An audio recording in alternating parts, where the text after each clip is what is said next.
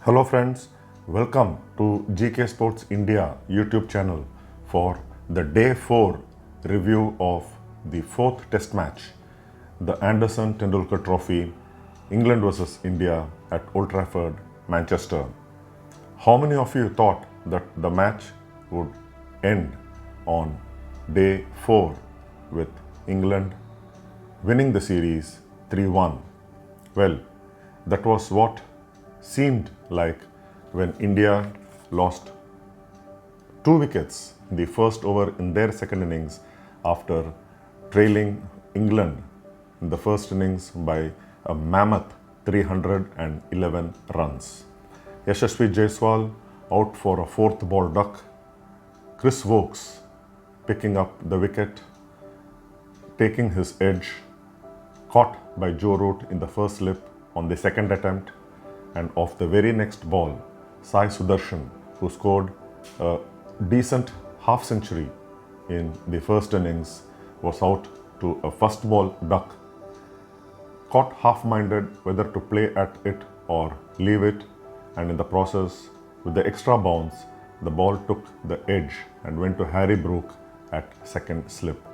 So 0 for 2 in 5 balls in the second innings, and it was all left to K L Rahul, the other opener, and captain Shubman Gill, who after a glorious start in the first 2 test matches with 300s and going into a slump in the next 3 innings, 2 at Lord's and in the first innings here at Old Trafford, it was left to K L Rahul and Shubman Gill to bail India out. 2 of the best batsmen for India in the series. What they did, India came unscathed in the next 2 sessions. India losing the first 2 wickets just before lunch when they had about 3 overs to play. The next 2 sessions, Rahul and Gill fought tooth and neck, survived anxious moments against England, who were unfortunately without their captain Ben Stokes, their best bowler of the series and also their most successful bowler of this series.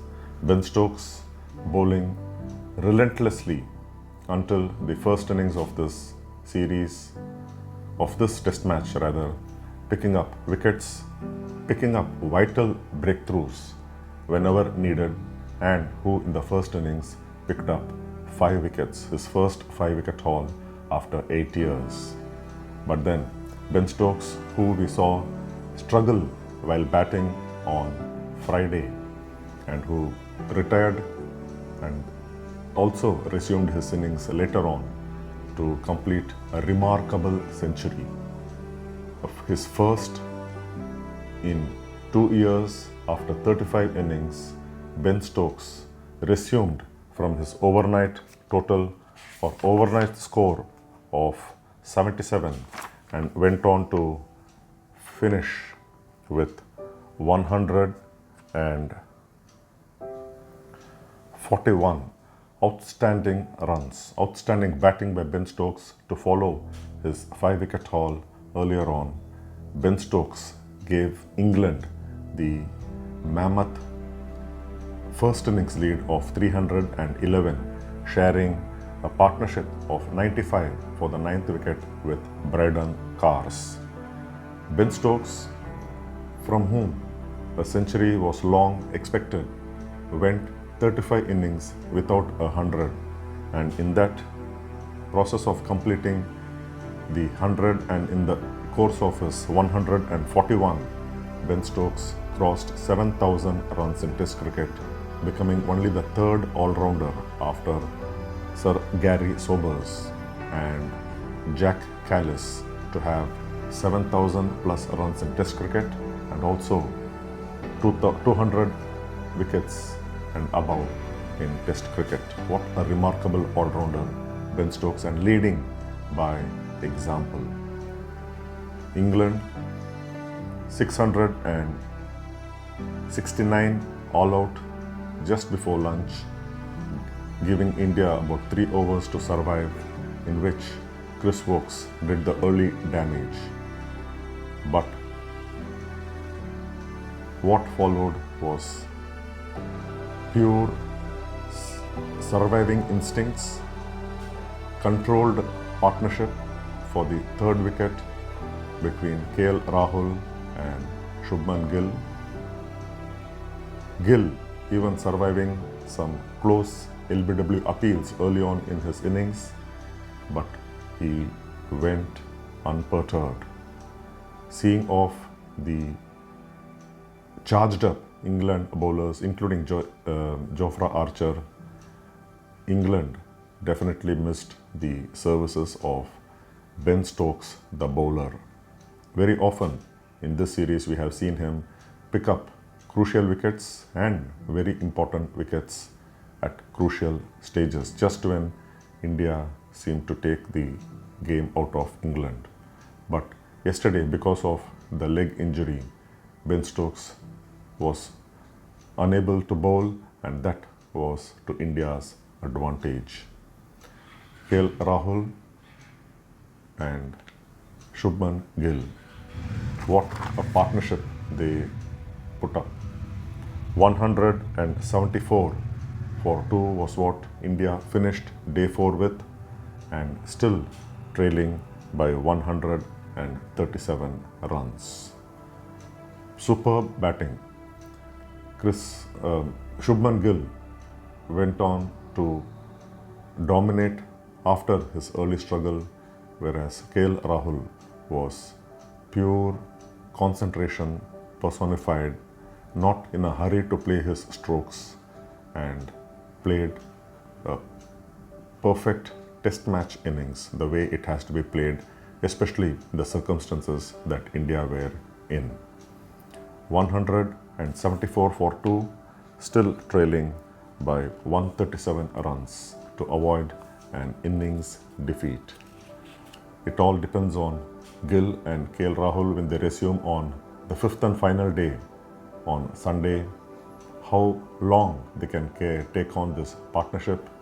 Gill was even lucky to have been dropped by Liam Dawson off Bryden Cars when he was on 46. Dawson at backward point, spilling the offering, and that was to India's luck. England tried various options with the available resources, but it was the Indian pair of the captain and the one who could have been the captain, Gill and K L Rahul. Rahul, pure class, controlling the innings, controlling his innings, controlling India's innings, and the way India went about in their second innings. What a remarkable comeback by India after conceding 311 runs first innings lead to England. 311 is a unique figure. At this particular ground, Old Trafford, it was in 1964 when Bob Simpson scored 311 runs, his first Test century for Australia, coming in his 30th Test match. A long wait for Bob Simpson, and if you all remember, Bob Simpson was the coach when in Australia we were going through a tough phase in the 1980s when the retirement of Greg Chappell, Rodney Marsh and Dennis Lillee hit Australian cricket hard, and Bob Simpson as the coach and the new captain Alan Border, they took over a relatively new Australian side and turned them into world champions. Bob Simpson, part of the first tied test ever in 1960-61 against West Indies in Brisbane.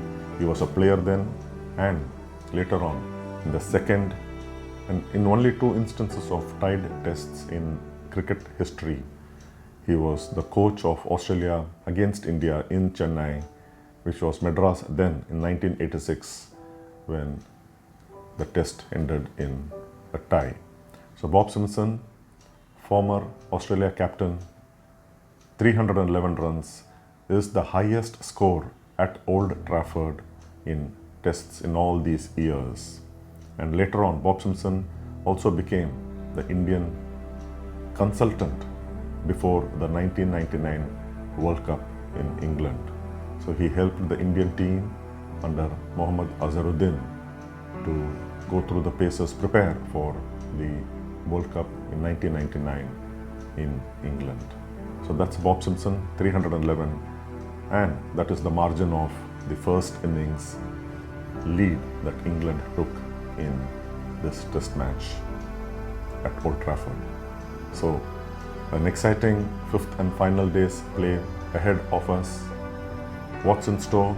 Well, only K L Rahul and Shubman Gill and the batsmen to follow can decide, and how they come up with the tactics against the England bowlers, who looked a depleted lot without the services of their best bowler in the series and the best player so far in the series as far as all-round abilities are concerned, Ben Stokes. So until the review of the fifth and final day's play, whether India fight on to save this test match and go into the final test 1-2 with still the hope of squaring the series alive, or if England come up with some recharged energy and different plans to bowl India out and seek a victory and clinch the series here 3-1 before going into the fifth and final test later next week. Everything is possible. India, if they save this test match, that will be a moral boosting victory, but then they have done remarkably well, especially Rahul and Gill on the fourth day, in which India, the rare instances, did not concede a wicket in 2 consecutive sessions. That's the hope that they have given to the Indian dressing room and the Indian fans, that they can fight out some tense moments. Until then, take care, stay safe, have a lovely Sunday. Bye-bye.